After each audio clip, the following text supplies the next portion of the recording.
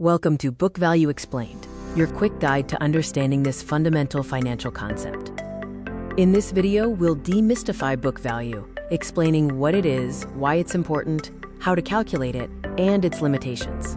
Book value represents a company's worth based on its financial statements, specifically the balance sheet. It's essentially the historical cost of assets minus liabilities.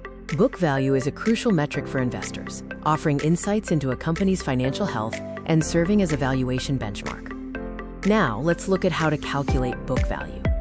It's quite straightforward. The basic formula for book value is total assets minus total liabilities. These figures are readily available on a company's balance sheet. For example, if a company has $10 million in assets and $4 million in liabilities, its book value would be $6 million.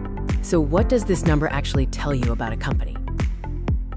Book value provides an indication of a company's net worth, representing the value left over if all assets were liquidated and all debts paid off. It's important to differentiate book value from market value, which is the company's current share price multiplied by shares outstanding. These values can differ significantly. While useful, book value does have its limitations. It doesn't always reflect a company's true market value, especially for businesses with strong intangible assets. Intangible assets like brand recognition, intellectual property, and customer loyalty are often not fully captured on the balance sheet, leading to a potentially underestimated book value. To wrap up, let's review the key takeaways about book value.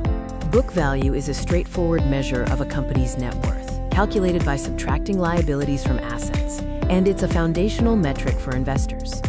Investors use book value to gauge a company's financial stability and as a benchmark for valuation, often comparing it against market price to identify potential opportunities. Thank you for watching.